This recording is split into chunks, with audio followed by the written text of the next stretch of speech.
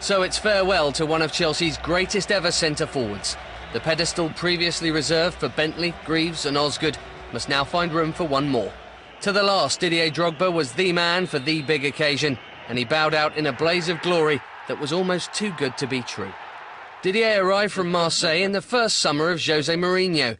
I'm very happy to be here, and I hope it will be a very good and very long adventure with Chelsea and with all the fans of Chelsea. He scored his first goal in his third game at Crystal Palace and was adapting well to the Premier League and Champions League when a stomach injury sustained in October at home to Liverpool required surgery. He was out for 2 months and struggled to regain his form.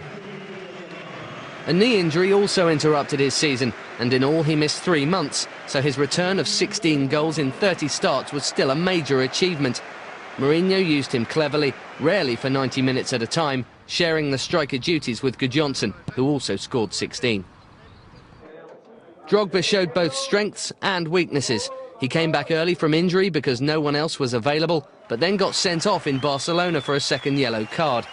Just days later, he started on his road to becoming Chelsea's greatest ever cup final scorer by putting us ahead against Liverpool in the Carling Cup final. It's there! Drogba scored! Chelsea are in the lead for the first time in the match. And he showed his increasing influence in the Champions League quarter-final, dominating Bayern Munich aerially by setting up Frank Lampard and then scoring the fourth himself. Away, he headed one of the goals of the tournament. Didier Drogba has sent Chelsea into the Champions League semi-finals. Diddy's second season began with a brace in the Community Shield at Cardiff, and we soon began to see his creative talents too.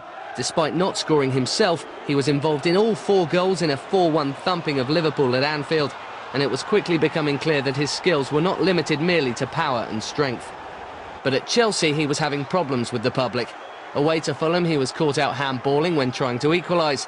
At home to Manchester City, he got away with it, and then, having gone down dramatically once too often, was jeered when named man of the match. But the all-time low led to an all-time high. In the very next home game against West Ham, he was brilliant and shown mass appreciation as 10-man Chelsea won 4-1. His desire to stand up on creating the 4th goal was a new Drogba. Again, he finished the season with 16 goals, but his 3rd season was one of the very best in the history of Chelsea Football Club. He scored an incredible 33 goals in 54 starts, with 20 scored by the turn of the year. Not one was a penalty. Many were truly extraordinary, either in quality or importance, or in many cases, both. Drogba's effort! Oh, yes! Didier Drogba! He was clearly by now the best forward in the world, and arguably the best player. He scored both goals in the Carling Cup final as Chelsea beat Arsenal 2-1. Plenty of blue shirts around, one of them's Drogba, and he scored again! It is a brilliant header, and it might just be enough to win Chelsea the Carling Cup. And he scored the only goal in the FA Cup final 5 minutes from the end of extra time. The man of the moment was a man in demand. Not surprisingly, that year took its toll. He missed the start of the 07-08 campaign, but in his first start at Reading scored a wonderful winner. Typically, he set up Lampard to score the winning goal at home to Portsmouth, which put Chelsea top of the league. But injuries to those two, followed by the departure of his beloved Jose Mourinho, left the always emotional Drogba very low.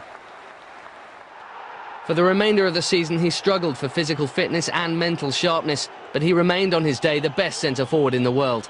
His winner at Valencia got new manager Avram Grant's era on track, and he continued to score and make goals at an impressive rate, again having to play all 90 minutes, alone in attack, whenever available.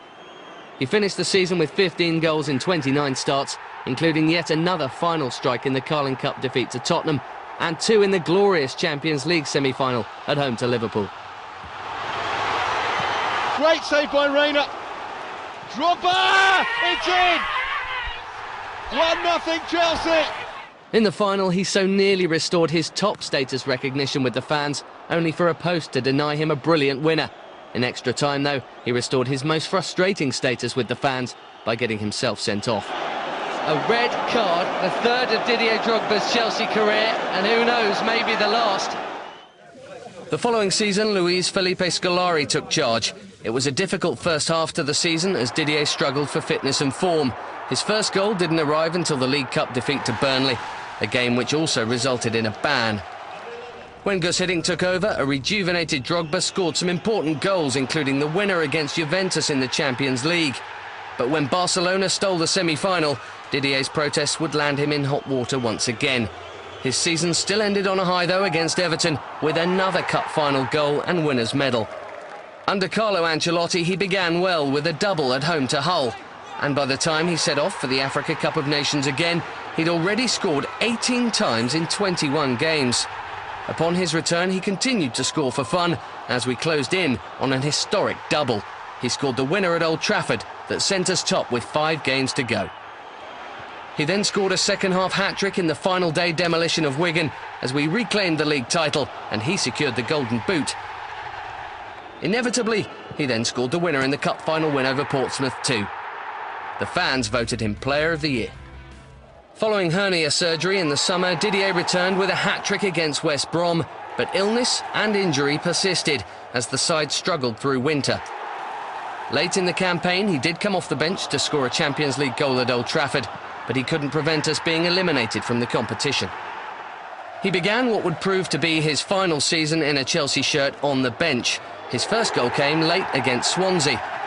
A red card for Fernando Torres in the same game gave him a run in the side, before a fateful afternoon at Loftus Road, coupled with international duties, saw him miss almost a month.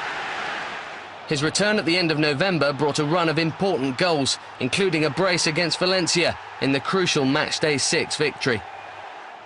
He scored his 150th Chelsea goal against Aston Villa, pulling him level with Peter Osgood and Roy Bentley in the all-time charts, although the milestone was somewhat lost amidst a shock defeat, as Didier headed for Africa once again.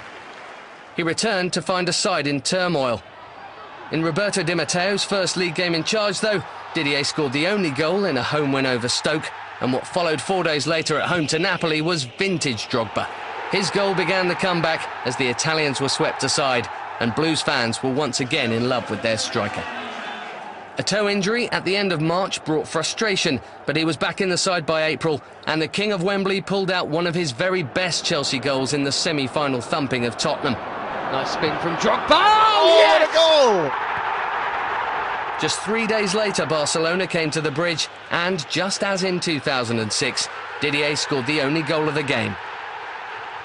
The following week he led the line, mostly from left-back, on that epic night at the Nou Camp. Fittingly and predictably, he marked his last FA Cup final with another Wembley goal, adding yet another winner's medal to his collection.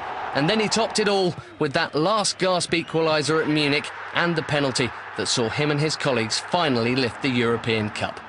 Didier Drogba with maybe his last kick of a ball for Chelsea Football Club. Buries it! Chelsea win the Champions League!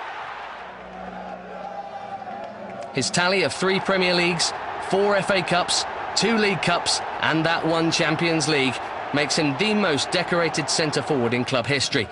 He's also the club's 4th highest all-time scorer with 157 goals in 341 games. The scale of Didier's contribution to Chelsea Football Club cannot be overstated. Watching him has never been dull.